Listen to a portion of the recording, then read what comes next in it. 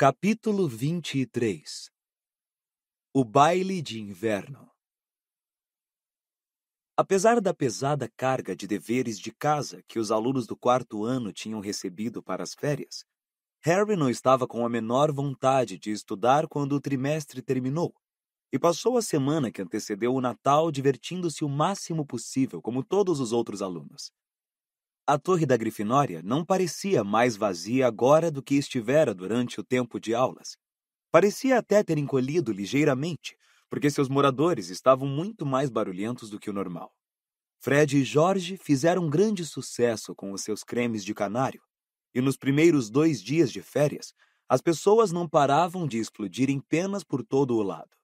Não tardou muito, porém, todos os alunos da Grifinória aprenderam a olhar a comida que outras pessoas ofereciam com extrema cautela, para a eventualidade de ter creme de canário escondido no meio. E George confidenciou a Harry que ele e Fred agora estavam trabalhando em outra invenção. Harry fez uma anotação mental para, no futuro, jamais aceitar sequer uma batata frita de Fred e George.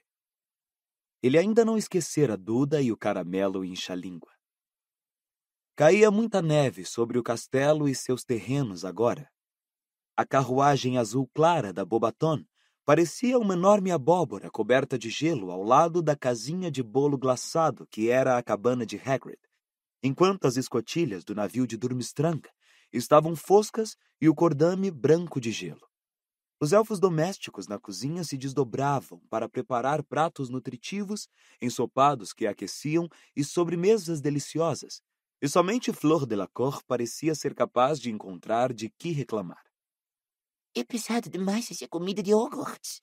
Ouviram-na reclamar mal-humorada quando, certa noite, deixavam o salão principal atrás dela, Rony escondendo-se atrás de Harry, cuidando para não ser visto por Flor. Não vou caber nas minhas vestes de baile. Ah, mas que tragédia, Comentou Hermione na hora em que Flor ia chegando ao saguão de entrada. Ela realmente se acha muito importante essa aí, não é? Hermione, com quem você vai ao baile? Perguntou Rony. O garoto não parava de assediá-la com essa pergunta, na esperança de fazê-la responder sem querer ao ser perguntada quando menos esperasse. No entanto, Hermione meramente franzia a testa e dizia: Não vou lhe contar porque você vai caçoar de mim. Você está brincando, Weasley? Disse Malfoy às costas deles.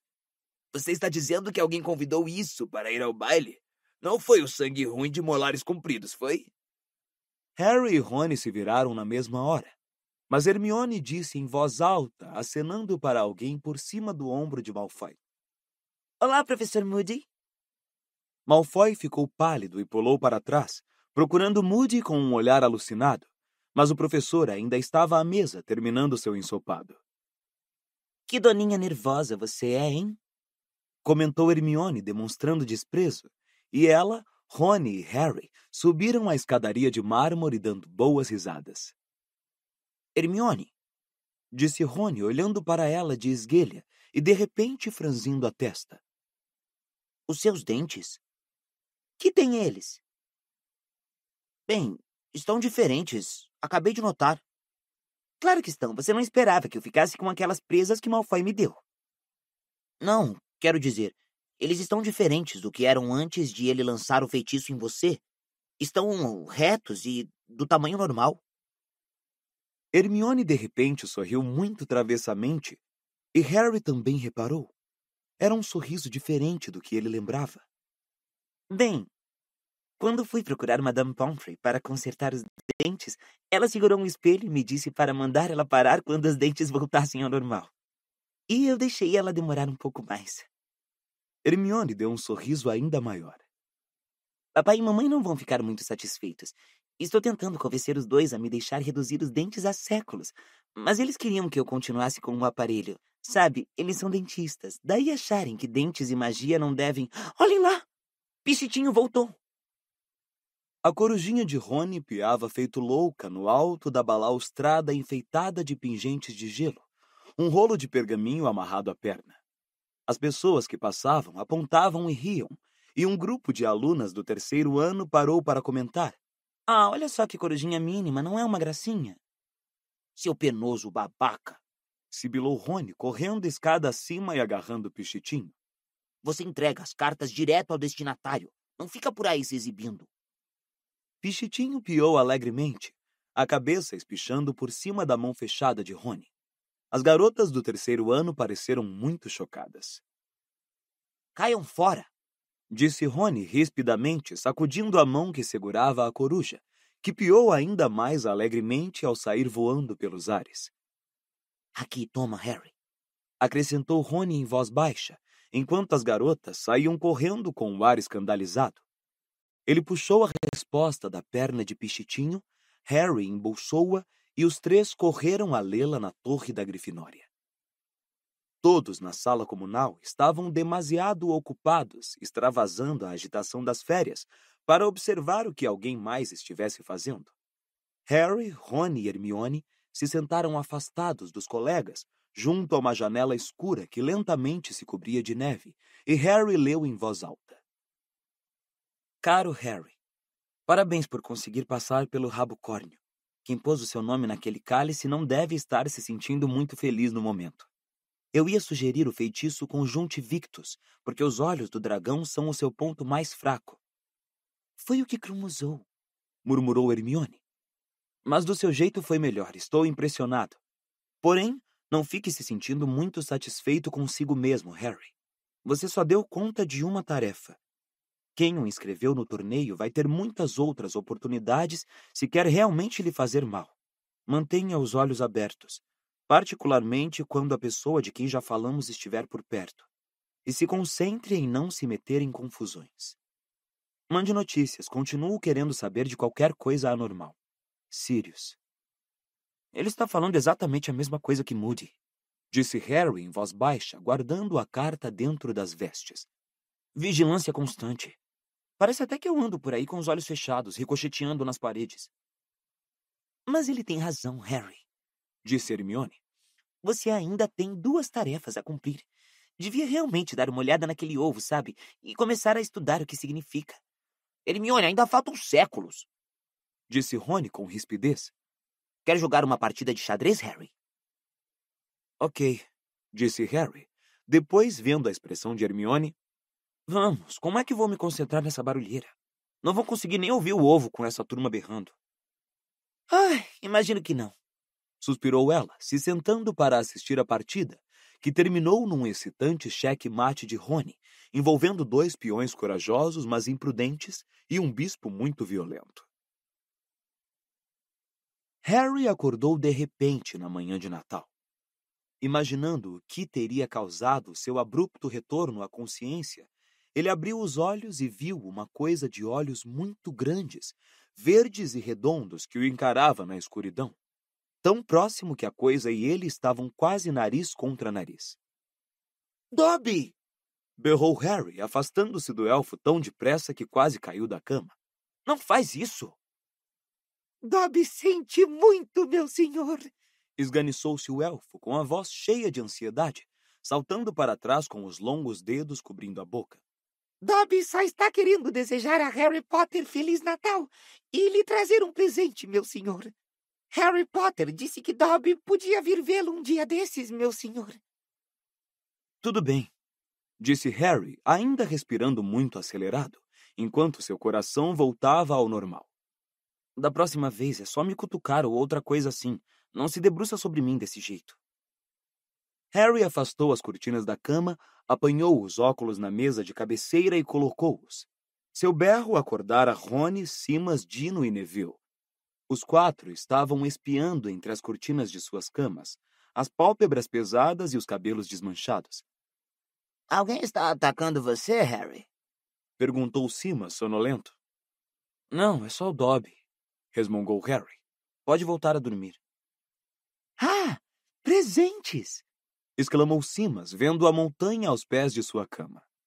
Rony, Dino e Neville resolveram que, uma vez que estavam acordados, era melhor começarem a abrir os presentes também. Harry se voltou para Dobby, que agora estava de pé, nervoso, ao lado de sua cama, ainda com o ar preocupado por ter perturbado o garoto. Havia um enfeite de Natal preso à argola do seu abafador. Dobby, pode dar o presente dele a Harry Potter? Perguntou ele, hesitante. Claro que pode. Também tem uma coisinha para você. Era mentira. Não comprara nada para Dobby, mas abriu depressa o seu malão e tirou um par de meias enrolado e particularmente cheias de bolotinhas. Eram suas meias mais velhas e piores, amarelo mostarda, e tempos atrás tinham pertencido ao tio Walter. A razão por que estavam tão embolotadas é que Harry as usava para embrulhar o bisbilhoscópio. Ele desembrulhou o objeto e entregou as meias a Dobby, dizendo: Desculpe, me esqueci de embrulhar. Mas Dobby ficou absolutamente encantado. As meias são as peças favoritas mesmo de Dobby, meu senhor. Disse o elfo, rasgando as meias velhas que calçava e pondo-as do tio Walter. Agora tenho 7, meu senhor. Mas, meu senhor, disse ele, arregalando os olhos, depois de puxar as meias até onde pôde, de modo que elas chegaram à bainha dos seus shorts. Eles se enganaram na loja, Harry Potter. Lhe venderam 2 meias iguais. Ah, não, Harry. Como foi que você não viu isso? Exclamou Rony, rindo de lá de sua cama, que agora estava juncada de papel de embrulho. Vou dizer o que vou fazer, Dobby. Aqui, tome mais 2 e você pode combiná-las como deve ser. E aqui está sua suéter. O garoto atirou para Dobby um par de meias roxas que acabara de desembrulhar e a suéter tricotada à mão que a senhora Weasley lhe mandara. Dobby não coube em si de contentamento. Meu senhor, o senhor é muito bondoso. Guinchou ele com os olhos transbordantes de lágrimas, fazendo profundas reverências para Rony. Dobby sabia que o senhor devia ser um grande bruxo, porque é o maior amigo de Harry Potter. Mas Dobby não sabia que também era tão grande em generosidade de alma, tão nobre, tão sem egoísmo. São apenas meias, disse Rony, cujas orelhas coraram ligeiramente, embora ele parecesse muito satisfeito. Uau, Harry! Ele acabara de abrir o presente de Harry, um boné do Chudley Cannons. Maneiro! Enfiou o boné na cabeça, onde a cor se chocou violentamente com os seus cabelos. Dobby, em seguida, entregou um pacotinho a Harry, que continha nada menos que meias. Dobby fez elas com as próprias mãos, meu senhor, disse o elfo alegremente. Comprou a lã com o ordenado dele, meu senhor. A meia esquerda era vermelho berrante e tinha uns desenhos de vassouras. A direita era verde, com um desenho de nós. Elas são realmente... muito obrigado, Dobby, disse Harry, e calçou-as, fazendo os olhos de Dobby marejarem novamente de felicidade. Dobby precisa ir agora, meu senhor. Já estamos preparando o almoço de Natal na cozinha. E saiu apressado do dormitório, acenando um adeus para Rony e os outros garotos ao passar. Os outros presentes de Harry foram muito mais satisfatórios do que as meias desparelhadas de Dobby, com exceção óbvia do presente dos Dursley, que consistia em uma única folha de papel absorvente, o mais pobre que já recebera. Harry supôs que eles, também, deviam estar se lembrando do caramelo incha-língua. Hermione dera a Harry um livro intitulado Os Times de Quadribol da Grã-Bretanha e da Irlanda. Rony, uma grande sacola de bombas de bosta. Sirius, um canivete maneiro com acessórios para abrir qualquer porta e desfazer qualquer nó. E Hagrid, uma enorme caixa de doces com todos os que Harry mais gostava.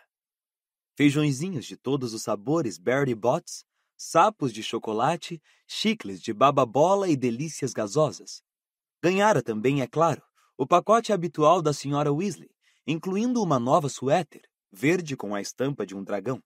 Harry imaginou que Carlinhos lhe contara tudo sobre o rabo córneo e uma grande quantidade de tortas caseiras de frutas secas.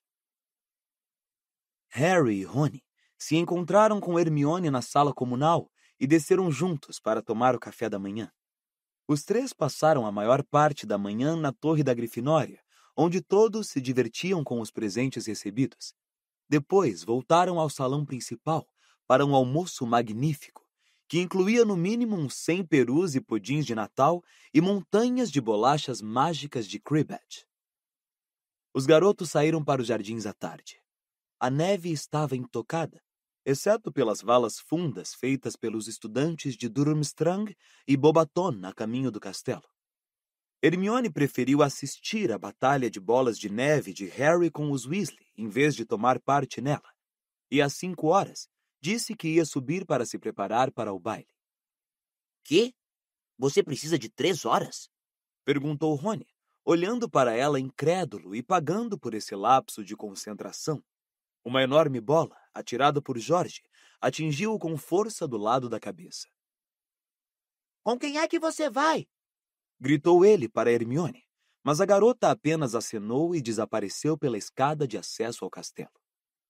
Não houve o chá de Natal aquela tarde porque o baile incluía um banquete, de modo que às 7 horas, quando ficou difícil fazer pontaria direito, os garotos abandonaram a batalha de bolas de neve e marcharam de volta ao salão comunal. A mulher gorda estava sentada em sua moldura com a amiga Violeta do andar de baixo, as duas extremamente tontas, caixas vazias de bombons recheados de licor amontoadas sob o quadro. Lutas de covil, é isso aí! Ela riu quando os garotos disseram a senha e girou o quadro para a frente para deixá-los passar. Harry, Rony, Simas, Dino e Neville trocaram a roupa por vestes a rigor no dormitório, todos se sentindo muito constrangidos, mas nenhum tanto quanto Rony, que se examinou no comprido espelho a um canto com cara de desgosto. Não havia como contornar o fato de que as vestes dele pareciam mais um vestido do que qualquer outra coisa. Numa tentativa desesperada de fazê-las parecer mais masculinas, ele usou um feitiço de corte nos babados do decote e das mangas. Funcionou bastante bem. Pelo menos se livrara das rendas, embora não tivesse feito um trabalho muito caprichado, e as barras ainda parecessem lastimavelmente esfiapadas quando eles desceram. Eu ainda não consigo entender como foi que vocês dois ficaram com as garotas mais bonitas do ano, murmurou Dino. Magnetismo animal, disse Rony deprimido, puxando fiapos das bainhas dos punhos. O salão comunal estava com um ar estranho, cheio de gente usando diferentes cores em lugar da massa negra de sempre.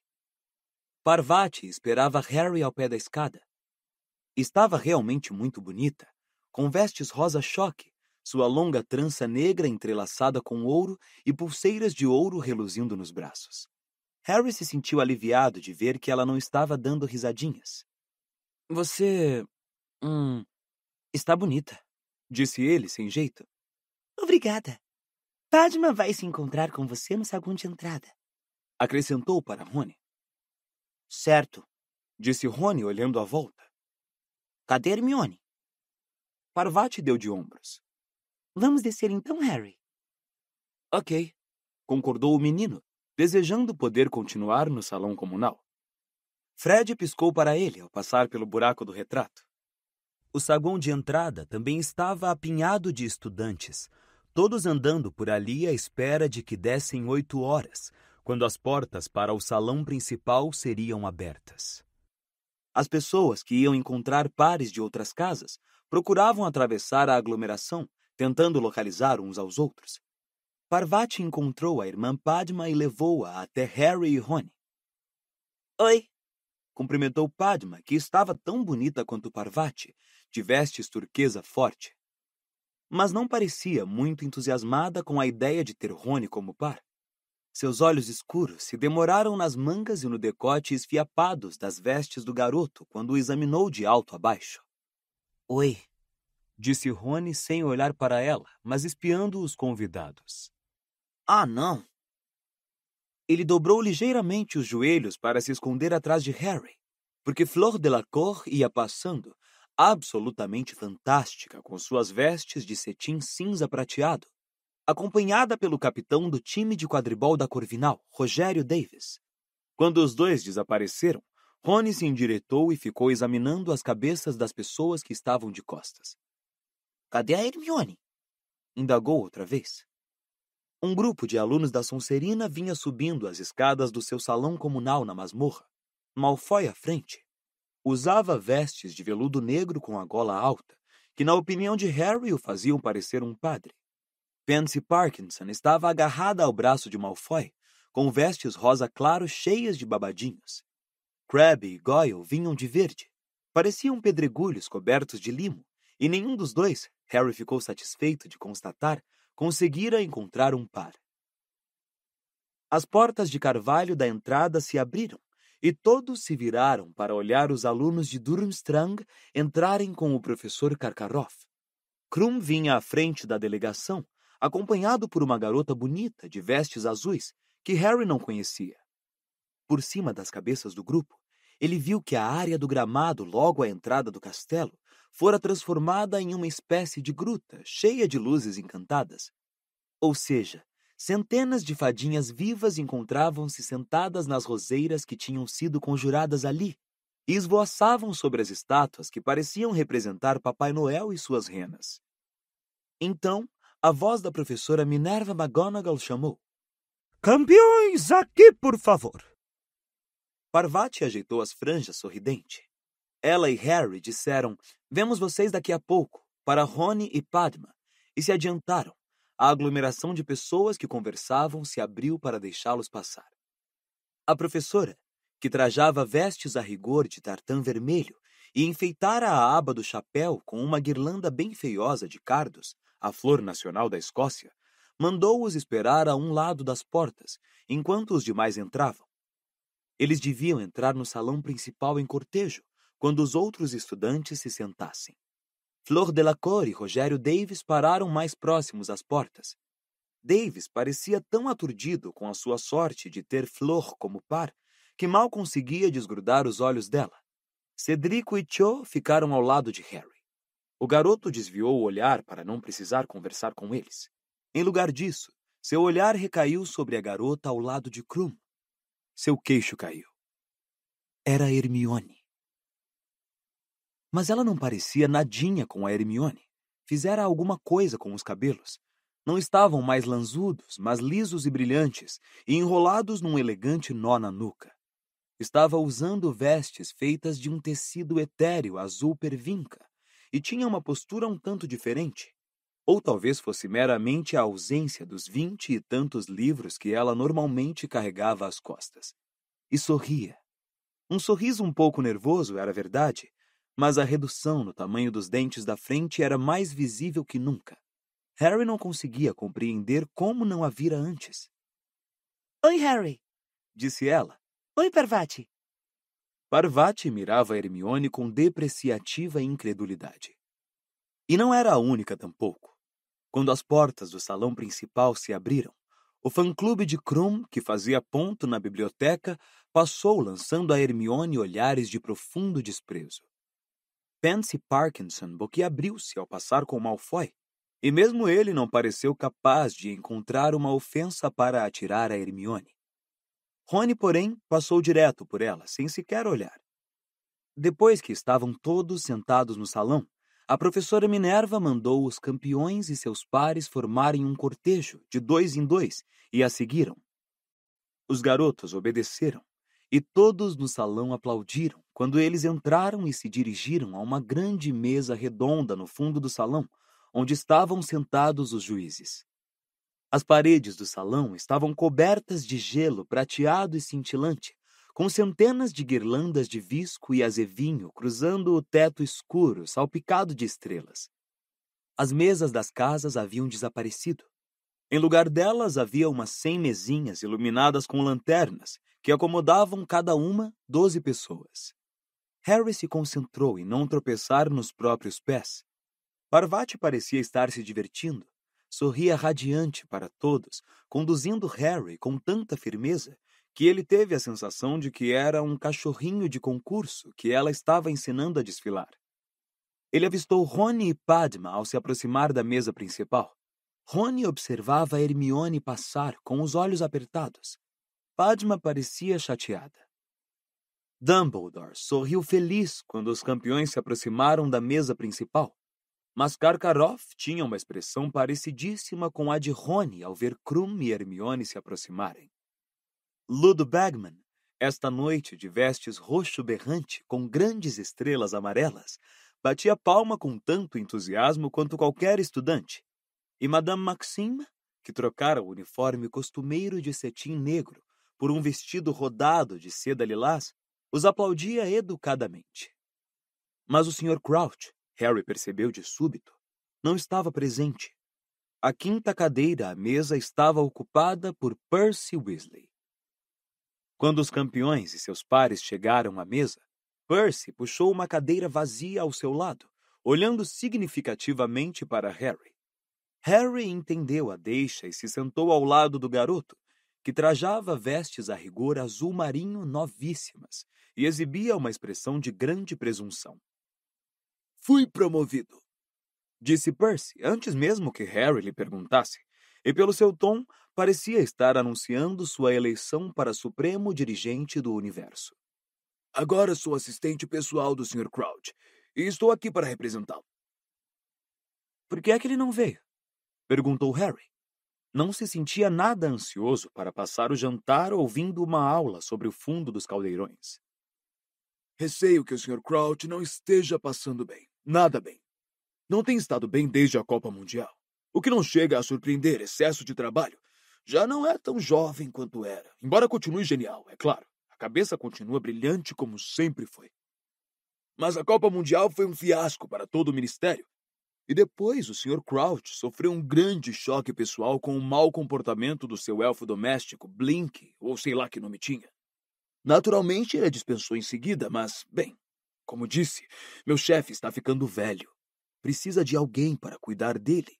E acho que seu conforto em casa sofreu um decidido baque desde que o elfo foi embora. Depois, então, tivemos que organizar o torneio e o rescaldo da Copa Mundial para resolver aquela nojenta da Skitter xeretando por toda parte. Não, coitado, ele está passando um tranquilo e merecido Natal. Só fico satisfeito por ele saber que tem alguém de confiança para substituí-lo. Harry teve muita vontade de perguntar se o Sr. Crouch já parara de chamar Percy de Weatherby, mas resistiu à tentação. Ainda não havia comida nas travessas de ouro, apenas pequenos menus diante de cada convívio. Harry apanhou o dele hesitante e espiou para os lados. Não havia garçons.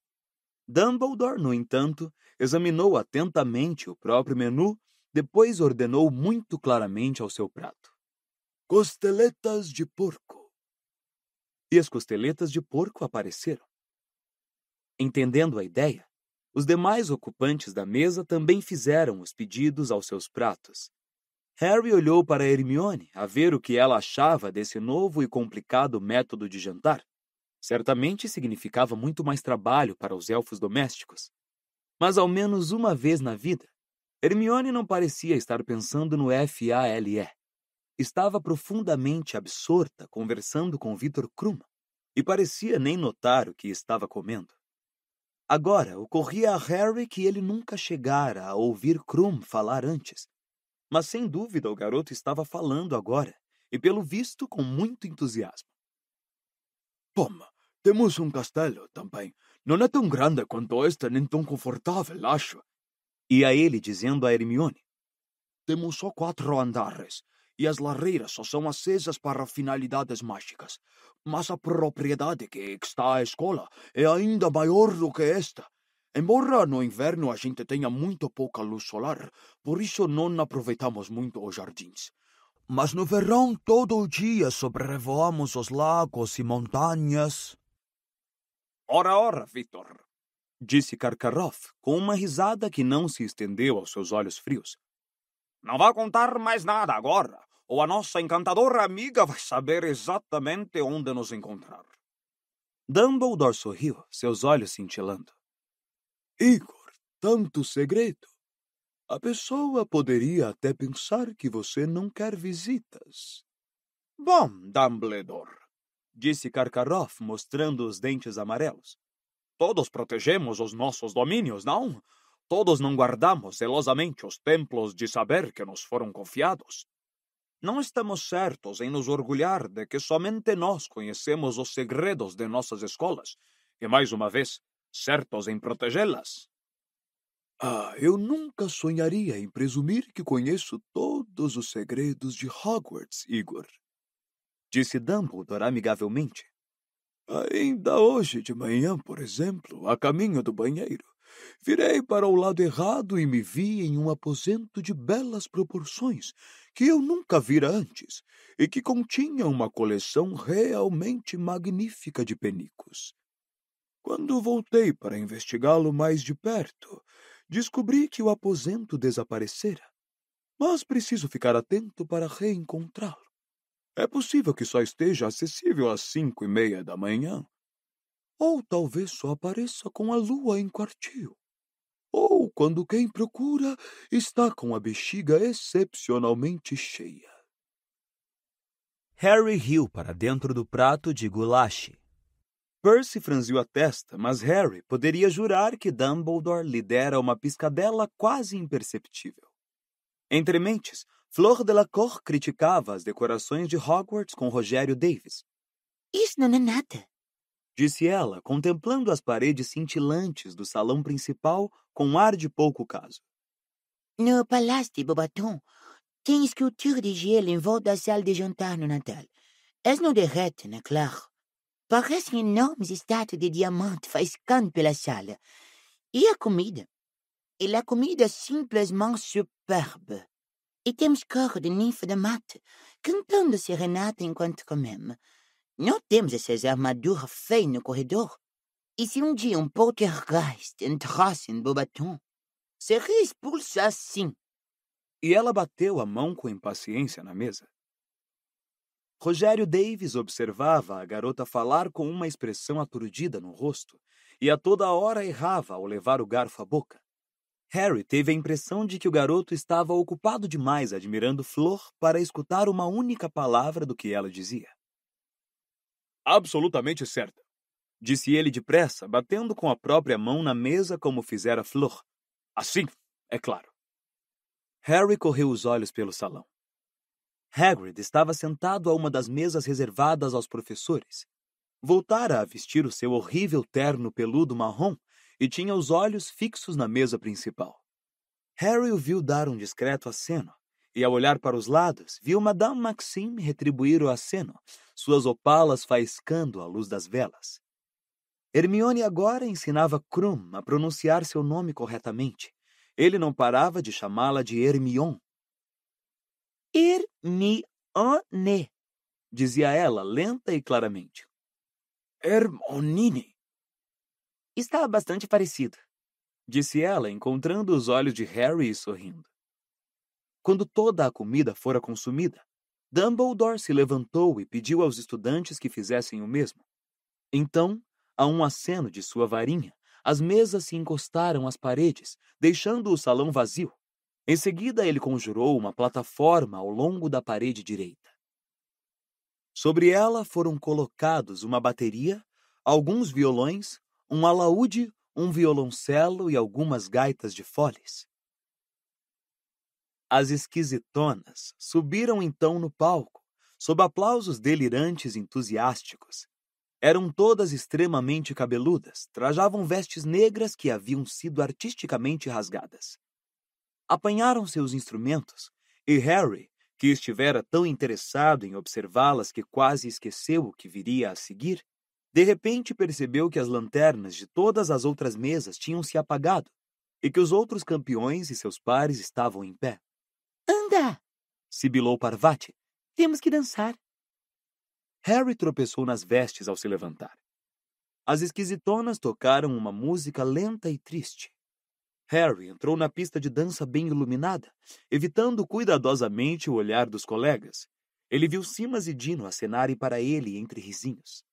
E no momento seguinte, Parvati agarrara suas mãos, colocara uma em torno da própria cintura e segurava a outra na dela. Não foi tão mal como poderia ter sido, pensou Harry, girando lentamente no mesmo lugar. Parvati o conduzia. Mantinha os olhos fixos sobre as cabeças das pessoas que assistiam. Mas dali a pouco, muitas delas também vieram para a pista de dança, de modo que os campeões deixaram de ser o centro das atenções. Neville e Gina dançavam próximos a ele. Harry via Gina fazer frequentes caretas sempre que Neville pisava seus pés, e Dumbledore valsava com Madame Maxime. Ficava tão pequeno junto a ela que a ponta do seu chapéu cônico mal roçava o queixo da bruxa. No entanto, Madame Maxime se movia graciosamente para uma mulher daquele tamanho. Olho Tonto Moody estava seguindo um compasso de 2 tempos extremamente desajeitado com a professora sinistra, que nervosamente evitava a perna de madeira do seu par. Belas meias, Potter. Rosnou Moody ao passar, seu olho mágico espiando através das vestes de Harry. Ah, são. Dobby, o elfo doméstico, tricotou-as para mim, disse Harry, sorrindo. Ele dá arrepios, Sussurrou Parvati quando Moody se afastou batendo a perna de pau. Acho que não deviam permitir aquele olho dele. Harry ouviu a última nota trêmula da gaita de foles com alívio. As esquisitonas pararam de tocar. Os aplausos encheram mais uma vez o salão principal e Harry soltou Parvati. Vamos sentar um pouco? Ah, mas agora vem uma realmente boa, disse Parvati ao ouvir as esquisitonas começarem uma nova música, que era muito mais movimentada. Não gosto dessa, mentiu Harry, e conduziu a garota para fora da pista de dança, passando por Fred e Angelina, que dançavam com tanta exuberância que as pessoas à volta deles se afastavam com medo de se machucar, e se dirigiram à mesa em que Rony e Padma estavam sentados. Como é que vocês estão indo?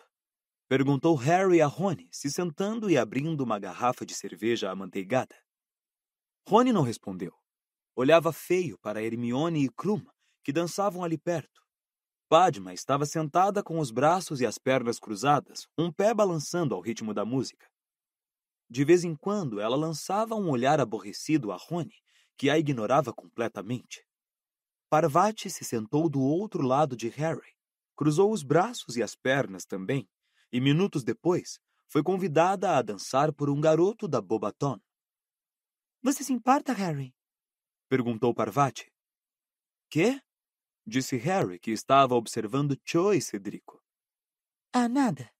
Retrucou Parvati e saiu com o garoto da Bobaton. Quando a música terminou, ela não voltou. Hermione apareceu e se sentou na cadeira vazia de Parvati. Estava com o rosto um pouco afogueado de dançar. Oi, disse Harry. Rony não disse nada. Está quente, não acham? Disse ela, se abanando com a mão. Victor foi apanhar alguma coisa para a gente beber. Rony lhe lançou um olhar irritado. Victor? Disse ele. Ele ainda não lhe pediu para chamá-lo de Vitinho? Hermione olhou surpresa para o garoto. Que é com você? Se você não sabe, disse ele sarcasticamente, não sou eu que vou lhe dizer. Hermione encarou-o demoradamente, depois Harry, mas este sacudiu os ombros. Rony, que é? Ele é da Durmstrang, vociferou Rony. Está competindo contra o Harry, contra Hogwarts. Você está... Rony, obviamente, estava procurando palavras suficientemente fortes para descrever o crime de Hermione. Confraternizando com o inimigo. É isso que você está fazendo. Hermione ficou boquiaberta. Não seja tão burro, respondeu ela após um momento. O inimigo? Francamente, quem é que ficou todo excitado quando viu o Krum chegar? Quem é que queria pedir um autógrafo a ele? Quem é que tem um modelinho dele no dormitório? Rony preferiu ignorar as perguntas. Suponho que ele a tenha convidado para vir com ele quando os dois estavam na biblioteca. Isso mesmo, disse Hermione, as manchas rosadas em seu rosto se intensificando. E daí? O que aconteceu? Estava tentando convencê-lo a participar do Fale, é? Não estava não. Se você quer realmente saber, ele disse que estava indo todos os dias à biblioteca para tentar falar comigo, mas não conseguia reunir coragem. Hermione disse isso muito depressa e corou tanto que ficou quase da mesma cor do vestido de Parvati. Isso é o que ele conta, disse Rony em tom desagradável. E o que é que você quer dizer com isso? É óbvio, não é? Ele é aluno do Karkaroff, não é? E sabe que você anda em companhia do... Ele só está tentando se aproximar do Harry, tirar informações sobre ele ou até chegar perto o bastante para azarar ele. Hermione pareceu ter sido esbofeteada por Rony. Quando falou, tinha a voz trêmula. Para sua informação, ele não me fez uma única pergunta sobre o Harry, nenhumazinha. Rony mudou o rumo da conversa com a velocidade da luz. Então está na esperança de você o ajudar a decifrar a mensagem do ovo. Suponho que tenham andado juntando as cabeças durante aquelas sessõezinhas íntimas na biblioteca. Eu nunca o ajudaria com aquele ovo! Exclamou Hermione com um ar de indignação. Nunca! Como é que você pode dizer uma coisa dessas? Eu quero que Harry vença o torneio. Harry sabe disso, não sabe, Harry? Você tem um jeito engraçado de demonstrar isso. Desdenhou Rony. O torneio é justamente para se conhecer bruxos estrangeiros e fazer amizade com eles.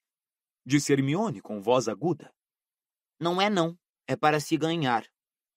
As pessoas estavam começando a olhar para eles. Rony, disse Harry em voz baixa. Eu não tenho nada contra a Hermione vir com o Krum. Mas Rony não deu atenção a Harry tampouco. Por que você não vai procurar o Vitinho? Ele deve estar se perguntando aonde é que você anda. Disse Rony. Pare de chamá-lo de Vitinho. Hermione ficou de pé e saiu decidida pela pista de dança, desaparecendo na multidão. Rony acompanhou-a com uma expressão no rosto que misturava raiva e satisfação. Você não vai me convidar para dançar? Perguntou Padma a ele. Não, disse Rony, ainda olhando feio para as costas de Hermione. Ótimo, retrucou Padma, se levantando e indo se juntar a Parvati e ao garoto de Bobaton, que conjurou um amigo para se reunir a eles tão depressa que Harry seria capaz de jurar que chamara o amigo com um feitiço convocatório. Onde está Hermione? Perguntou uma voz. Krum acabara de chegar à mesa segurando 2 cervejas amanteigadas. Não faço ideia, disse Rony emburrado, erguendo os olhos. Perdeu ela, foi? Krum ficou mais uma vez carrancudo. Bom, se você a vir, diga que apanhei as bebidas, disse ele, se afastando curvado. Fez amizade com Victor Krum, Harry? Percy apareceu animado, esfregando as mãos e com um ar extremamente pomposo. Excelente! Essa é a ideia, sabe, da cooperação internacional em magia. Para a contrariedade de Harry, Percy imediatamente ocupou a cadeira que Padma deixara livre. A mesa principal agora estava vazia. O professor Dumbledore dançava com a professora Sprout, Ludo Bagman com a professora McGonagall, Maxime com Hagrid abriam uma estrada pela pista de dança ao valsar entre os estudantes, e Karkaroff não estava à vista. Quando a música seguinte terminou, todos aplaudiram mais uma vez, e Harry viu Ludo Bagman beijar a mão da professora McGonagall e refazer seu caminho entre os dançarinos, momento em que Fred e George o assediaram. Que é que eles acham que estão fazendo importunando um funcionário do primeiro escalão do ministério? Sibilou Percy, observando os gêmeos desconfiado. Que falta de respeito! Mas Ludo Bagman se desvencilhou dos garotos muito rapidamente, e ao ver Harry, acenou e se aproximou da mesa. Espero que meus irmãos não o tenham incomodado, Sr. Bagman, disse Percy na mesma hora. Quê? Ah, não, de modo algum, de modo algum. Não, eles estavam me dizendo mais alguma coisa sobre aquelas varinhas falsas que inventaram.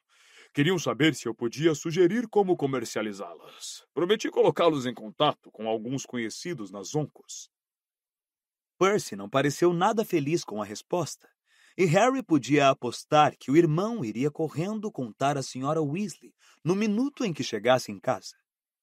Pelo visto, os planos dos gêmeos haviam se tornado mais ambiciosos ultimamente, se estavam pensando em vender seus produtos no varejo. Bagman abriu a boca para perguntar alguma coisa a Harry, mas Percy o distraiu. Como é que o senhor acha que o torneio está correndo, Sr. Bagman? O nosso departamento está bastante satisfeito. O probleminha com o cálice de fogo... Ele lançou um olhar a Harry. Foi lamentável, naturalmente, mas as coisas parecem ter corrido muito bem até agora, o senhor não acha? Ah, sim, respondeu Bagman, animado. Tem sido um grande divertimento. Como anda o velho Bartô?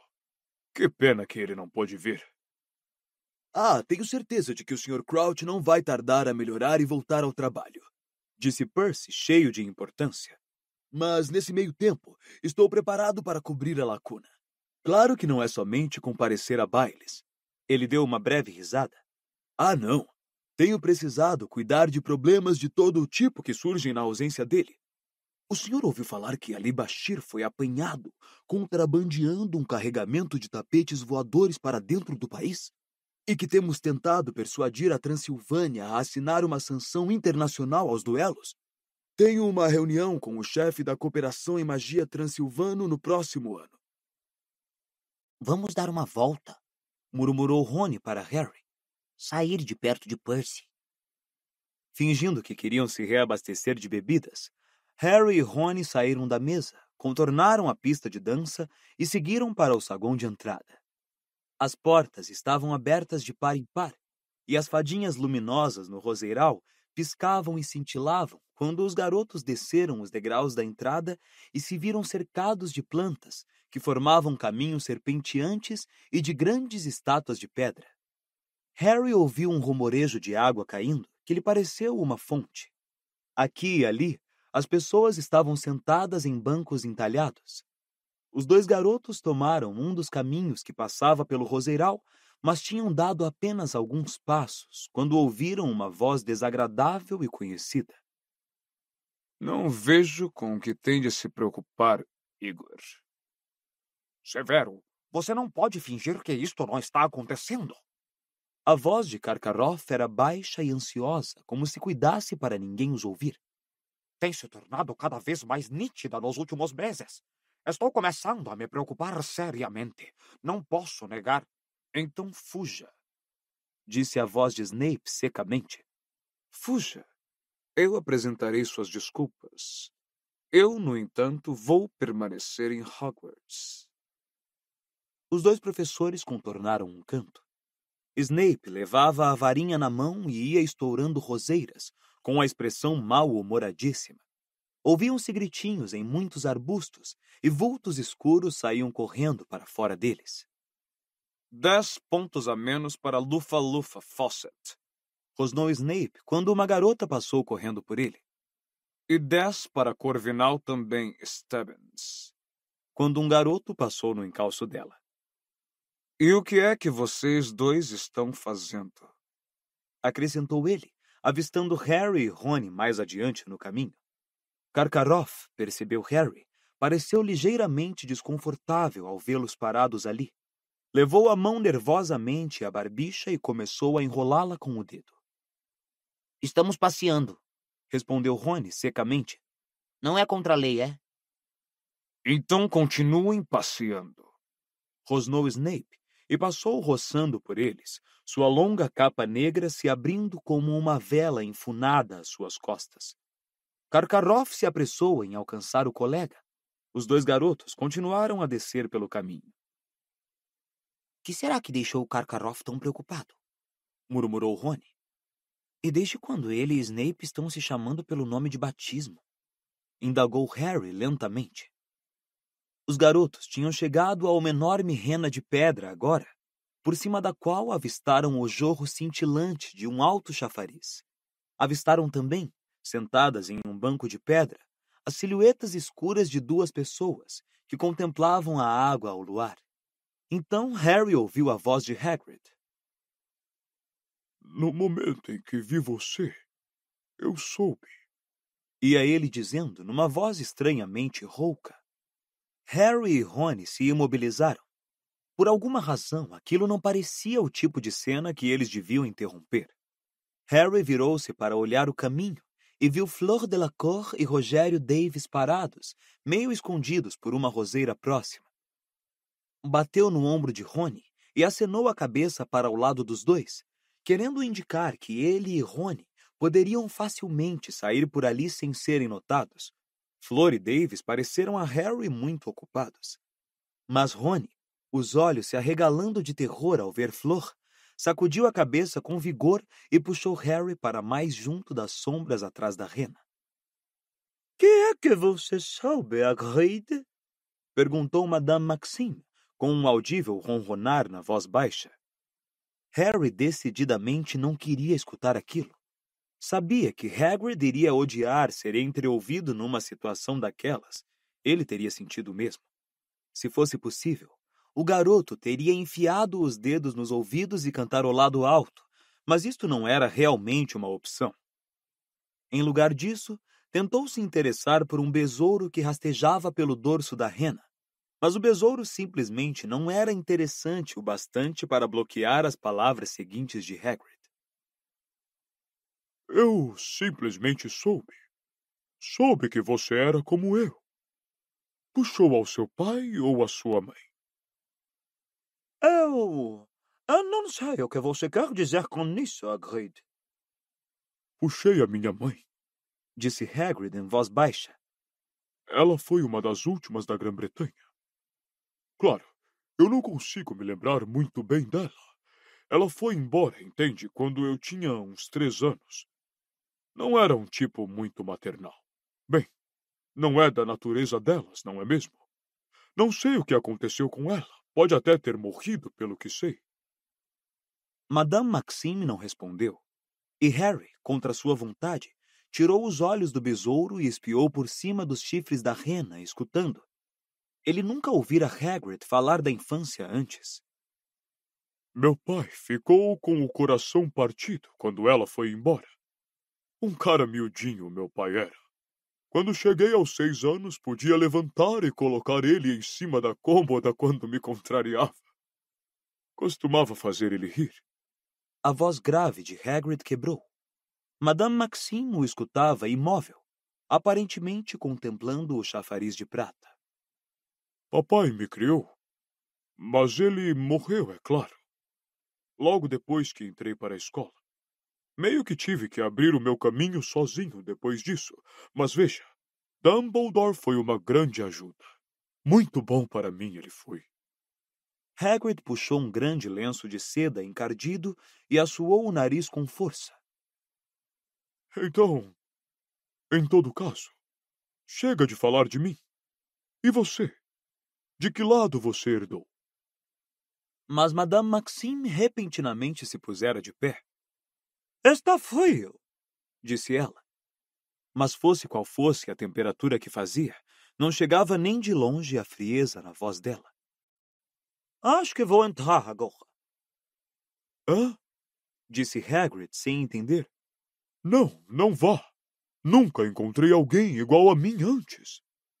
Alguém exatamente como? Perguntou Madame Maxime num tom de voz cortante. Harry poderia ter dito a Hagrid que era melhor não responder. Ficou parado ali na sombra, cerrando os dentes, desejando por tudo no mundo que o amigo não respondesse.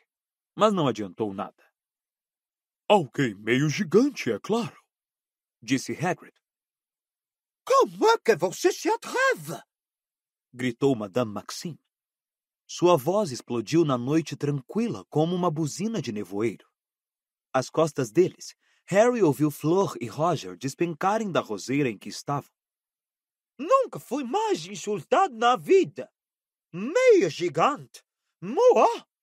Eu tenho os ossos graúdos. Ela saiu intempestivamente. Grandes enxames de fadinhas multicoloridas se ergueram no ar quando ela passou, empurrando arbustos para os lados. Hagrid continuou sentado no banco, acompanhando-a com o olhar parado. Estava escuro demais para distinguir a expressão do seu rosto. Depois, passado 1 minuto, ele se levantou e se afastou, mas não voltou ao castelo. Saiu pelos jardins escuros em direção à sua cabana. Anda, disse Harry muito baixinho a Rony. Vamos embora. Mas Rony não se mexeu. Que é que está vendo? Perguntou Harry olhando para o amigo. Rony se virou para Harry, a expressão realmente muito séria. Você sabia? Sussurrou. Que Hagrid era meio gigante? Não, disse Harry sacudindo os ombros. E daí? Harry percebeu imediatamente pelo olhar de Rony que mais uma vez estava revelando sua ignorância sobre o universo da magia. Criado pelos Dursley, havia muita coisa que os bruxos aceitavam naturalmente e que eram verdadeiras revelações para Harry. Mas essas surpresas tinham se tornado menos frequentes à medida que ele progredia na escola. Agora, porém, ele percebia que a maioria dos bruxos não teria dito "e daí?" ao descobrir que um amigo tivera uma giganta por mãe. Eu lhe explico lá dentro, Disse Rony baixinho. Vamos. Flor e Rogério Davis tinham desaparecido, provavelmente em uma moita de arbustos com mais privacidade. Harry e Rony voltaram ao salão principal. Parvati e Padma agora estavam sentadas a uma mesa distante, com um grande grupo de garotos da Bobaton, e Hermione estava mais uma vez dançando com Krum. Harry e Rony se sentaram a uma mesa bem longe da pista de dança. Então, perguntou Harry a Rony, qual é o problema de ser gigante? Bom, eles não são muito legais. Terminou Rony sem graça. Quem se importa? Exclamou Harry. Não há nada de errado com Hagrid. Eu sei que não tem, mas... Caracas, não admira que ele fique na moita. Disse Rony, balançando a cabeça. Eu sempre achei que ele talvez tivesse ficado no caminho de um feitiço de engurgitamento ruim quando era criança, ou outra coisa do gênero, e não gostasse de mencionar isso. Mas qual é o problema da mãe dele ter sido gigante? Perguntou Harry. Bem, ninguém que o conhece vai se importar, porque sabe que ele não é perigoso. Disse Rony lentamente. Mas, Harry, eles são apenas gigantes cruéis. É como Hagrid disse, é da natureza deles. São como os trasgos. Gostam de matar, todo mundo sabe disso. Mas hoje não tem mais gigantes na Grã-Bretanha. Que foi que aconteceu com eles? Bem, eles estavam acabando mesmo, então um monte deles foi morto pelos aurores. Mas dizem que há gigantes no exterior, a maioria escondida em montanhas. Não sei quem é que a Maxime pensa que está enganando. Disse Harry, observando a bruxa sentada sozinha à mesa dos juízes, com um ar muito sério. Se Hagrid é meio gigante, decididamente ela também é. Ossos graúdos. A única coisa que tem ossos maiores do que ela é um dinossauro. Harry e Rony passaram o resto do baile discutindo os gigantes a um canto, nenhum dos dois com a menor inclinação para dançar. Harry tentou não olhar para Cho e Cedrico. Sentiu uma enorme vontade de chutar alguma coisa. Quando as esquisitonas terminaram de tocar à meia-noite, receberam mais uma rodada de aplausos estrepitosos e começaram a sair em direção ao saguão de entrada. Muitas pessoas expressaram o desejo de que o baile pudesse continuar por mais tempo, mas Harry estava absolutamente satisfeito de ir se deitar, e se alguém quisesse saber, a noite não fora lá essas coisas. Já no saguão de entrada, Harry e Rony viram Hermione se despedindo de Krum antes do garoto se retirar para o navio de Durmstrang. Ela lançou a Rony um olhar gelado e passou por ele a caminho da escadaria de mármore sem falar. Os dois amigos a seguiram, mas no meio da escada, Harry ouviu alguém que o chamava. Ei, Harry! Era Cedrico Diggory. Harry viu que Cho ficara à espera dele no saguão. Que foi? Respondeu Harry com frieza quando o garoto correu escada acima ao seu encontro. Cedrico fez cara de quem não queria dizer o que viera dizer na frente de Rony, que encolheu os ombros, parecendo aborrecido, e continuou a subir as escadas.